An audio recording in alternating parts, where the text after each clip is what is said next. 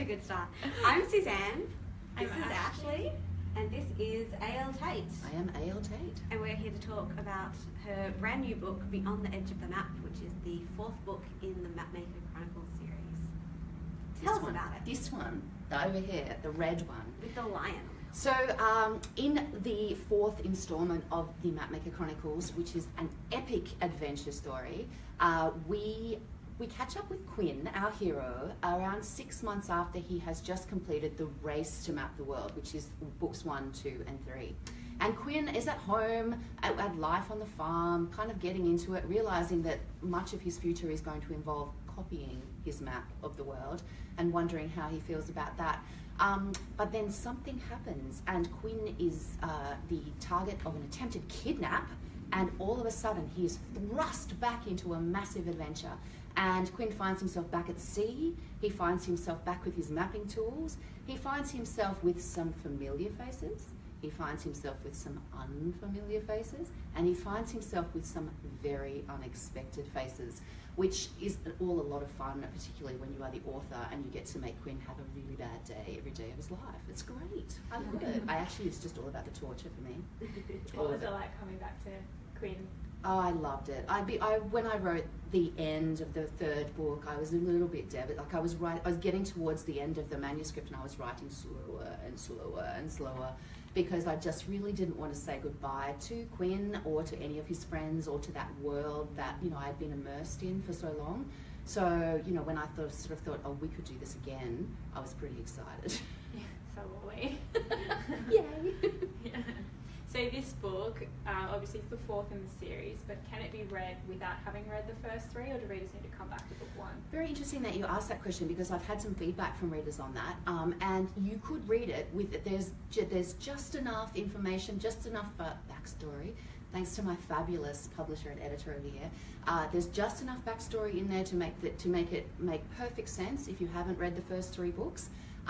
And readers who have read the first 3 books enjoyed the fact that there's just enough there to remind them of what had happened in the first 3.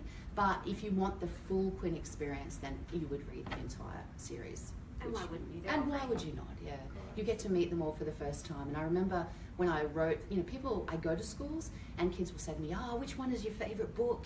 Which one do you like the best?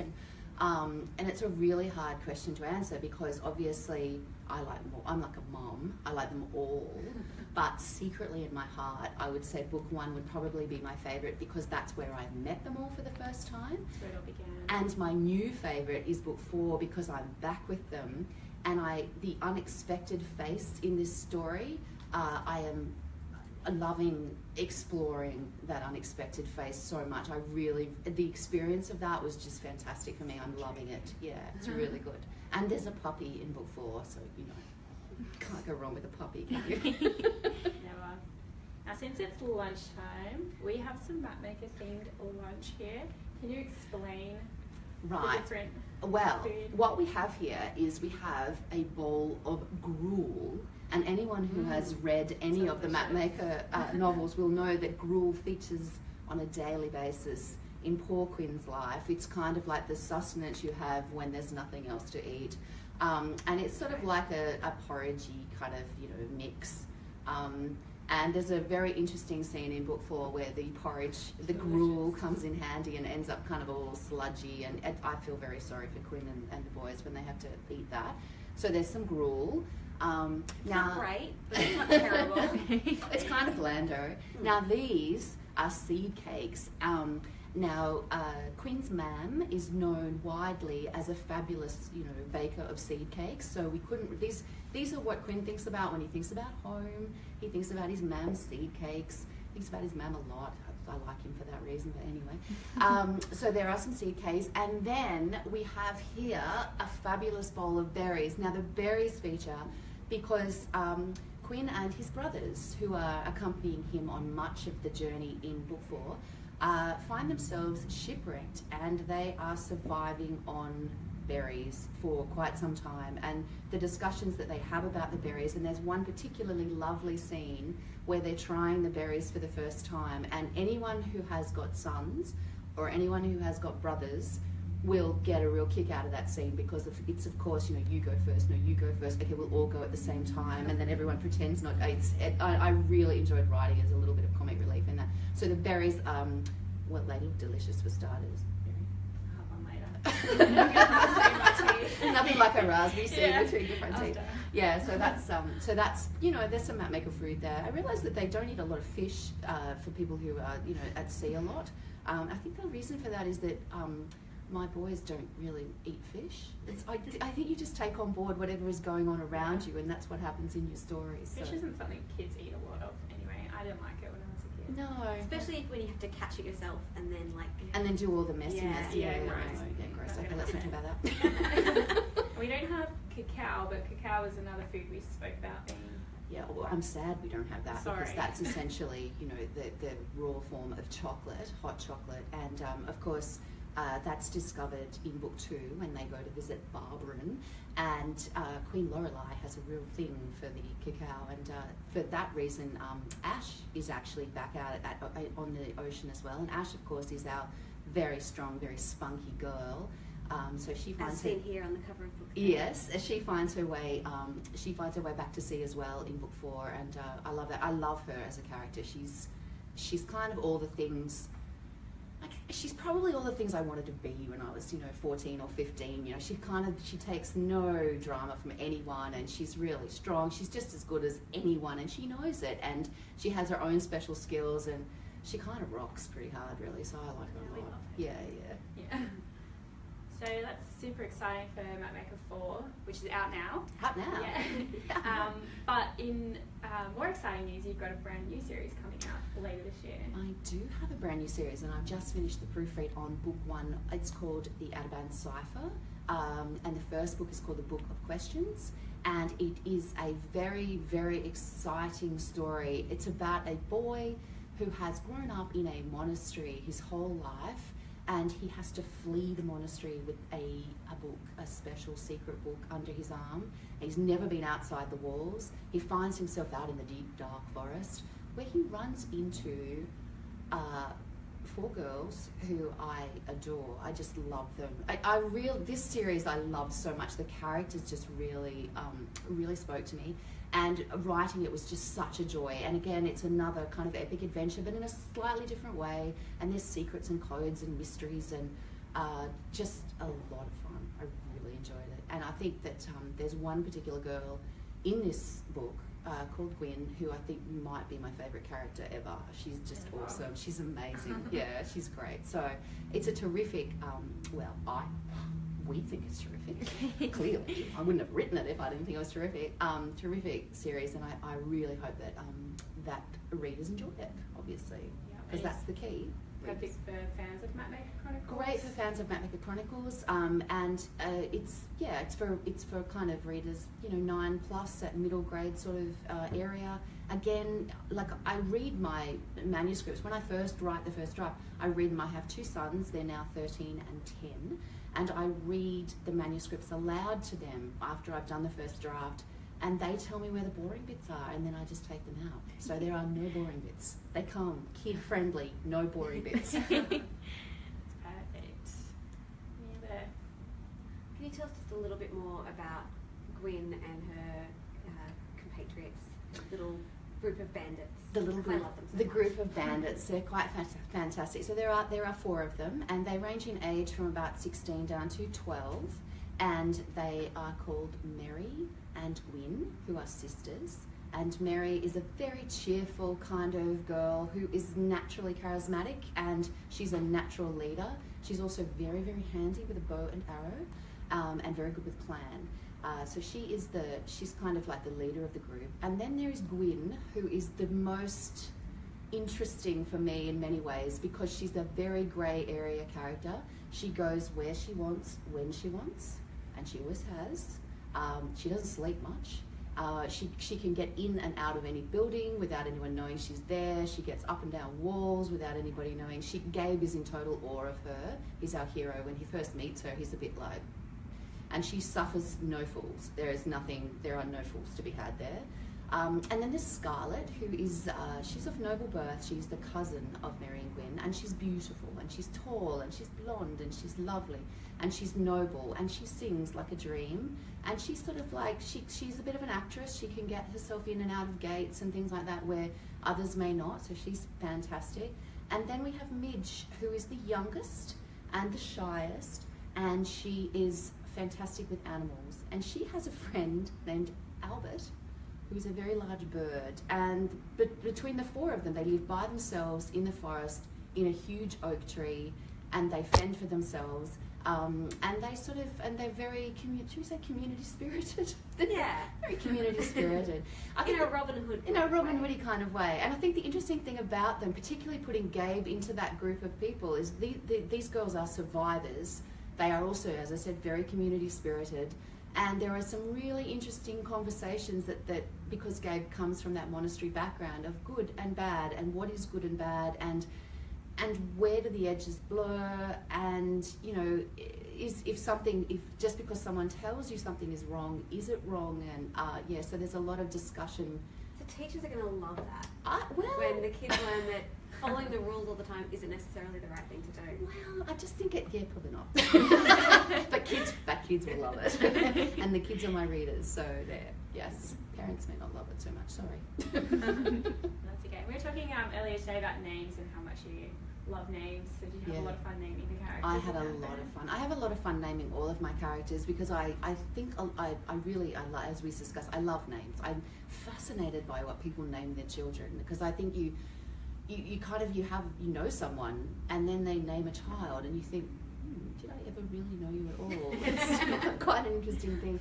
But the reason I love them so much is I think that the meaning behind names is always so important, and so I like to, when I choose names for my characters, I like to look at a name that really fits with that character's personality and dynamic, but also, like for example, in the case of Quinn from the Mapmaker Chronicles, I was looking for a name that meant, you know, very intelligent, because he's a very smart kid. He has a secret, and that secret, you know, this sort of like this perfect memory that he has, which I think I gave him a perfect memory because mine is so bad, and I really would like to have such an amazing memory. But he remembers absolutely everything, and so that makes him incredibly smart. Like, he remembers every book he's ever read, every conversation he's ever had, and there's a whole theme running through the Mapmakers, which is kind of, it's all about knowledge and the power of knowledge, because if you can map the world and you know where everything is, then it gives you such an advantage over people who don't even know that there are other kingdoms, countries, you know, lands, territories, dragons out there. So I wanted a name like that. But I do research the names of the characters quite carefully. In the case of the girls in the Advanced Cipher, I right from the start when I was writing this, I'm thinking this has really got like quite a Robin Hood vibe to it. Mm-hmm. So the girls' names, if you look at them closely, all of them relate in some way to a Robin Hood character. Not an obvious really thing, cool. But yeah. So it's I looked for so Gwynfor, which is Gwyn's actual name, is the Welsh version of John. So Little John. So it was kind of like I was looking for names that would relate to that feeling that I was, you know, building within the world of the novel. So interesting. Great. Speaking of great names, we just had a comment from someone called Bambi, and she wanted to know what character is most like you. Oh, yeah, there's a question. Do you know, I think with any writer, when you're writing, every character has some part of you in them, because there's sort of all some kind of facet of your character, because you're drawing, when people say write what you know, it's not necessarily your life, it's not necessarily what you do on a daily basis, it's not necessarily where you are, but it's the kind of things that come from deep inside you, and I think that that's where all your characters come from, including the bad guys. Like, you know, I love writing bad guys because it allows you to find that part of yourself, that, you know, that uncivilized part of yourself that you never show, but, you know, it's in there. I would want the book. The book is amazing. The book is incalculably valuable in a world where books are rare, and this book is even rarer. I'm a book lover. Part of me wants the book. I want the book, you know. So I think that that part of me comes out in Lord Sherborne and the various characters that want the book, you know. I don't think I'd go to the lengths that those guys go to get the book. But you could come up with the evil scheme. You I just couldn't wouldn't be able to put find into it. action. Absolutely, yeah. So I think that when you ask what characters are most like me, I think that every single character has a certain part of me in them. But they also have parts of other people that I know. So Quinn is probably part, you know, my oldest son in some ways, and, you know, Ajax in particular, of the, you know, great smile, how do you like me so far kind of personality, is very much my youngest son, who walks into a room and lights it up, you know, because he's a great kid and he's got a great smile and he's all like, how do you like me so far? So, you know, there's a fair bit of him in Ajax. So there's a little bit of, you know, and Zane, I have no idea where Zane comes from. I think he might be like my mum and dad all rolled into one, because he's really kind of, he's on the money with his advice and his wisdom and all of those things. So you just draw on all the things around you, and then you just create something new with it, I think. And the things you wish you had, like all the things you wish you had. Yes, I wish I was as wise and as clever and as, you know, amazing as Zane. Like, really, we all want to be that, don't we? Yeah. So yeah. So I think that's where they come from. So next up, we were hoping you would take part in the Hachette Bowl Challenge, which is basically a very large bowl full of questions, and you're going to have 90 seconds to answer as many as you can. It's the bowl of questions. The bowl of It's life. a bowl of questions. Do I have to get them out, read them, and then respond, or do you get them out, read them to me? How does it work, people? Well, generally you would take it out yourself, but we can hand it to you if you like. Does it help if they're on the... No, that doesn't work. I can hold it. Okay. All right, ready? Right. Okay, I'm about to start. 90 Let me get seconds. the timer ready. And I'll get out of the way. go. Oh, this is hard. If you could be someone for the day, who would it be and why? I would be Ash from the Mapmaker Chronicles, because she's amazing. Where did you last go on holiday? I last went to the Gold Coast, to all the worlds. Yes, I did, for my sins. If you could be an animal for one day, what animal would you be? I would be Procrastipup, who is my border collie puppy and who has the best life of anyone I've ever met. What inspired you to be an author? I don't know. I just decided I would try. And I think sometimes deciding you can try is the most important bit. Out of all the books you've written, which is your favourite and why? Well, as we've discussed, I quite like book 1 because I met all of my Mapmaker Chronicles characters for the first time. Have you ever based your stories on real life experiences? I think we all do as authors. We draw on what we know, as we talked about. I've already answered these. Which of your characters are you most like? I'm a little bit like all of them. I wish I was like Gwyn and could go where I want, when I want, but it doesn't work like that when you're a mum. What's the last book that gave you a book hangover? Oh, I don't know. Pass. You're allowed. I'm allowed. When you dance, what do you look like? In my head, I look amazing, and that's all we need to know. What is your writing process? Oh, I start with an idea, 1 sentence, and I start writing and hope that I can get to the end. 10 seconds. What is your favourite joke? What are hippies for? To hold up your leggies. It's true. Where did you get the idea for your most recent book? It came from a story I saw about a coded medieval manuscript. Oh, time's up. Oh, One more. Oh. How many books have you written? I've written 6, 9 altogether. Yay! Thank you so much. Do I have to count how many I got now? How many, Kelly? 13. 13. That was Oh, great. I'm not the winner. That's alright. I'm very It was really competitive. You have to come back again. I'll have to come back for another try. Next time when we Yeah. advance out. I need to answer them more succinctly. I think that's my trouble, is I always want to add more, which is why It's I the write writer's novels curse. and not short And stories. we get interesting insight into your books and your process. Fantastic, So. yeah. Great, well thank you so much for coming and having lunch with us, Alison. We've got lots of delicious food here to finish I off. can't wait to eat the raspberries and the seed cakes. We might leave the gruel for someone else, I think. Yeah. Thank you very much for joining Thank us, you. everyone. It was lovely to see you all.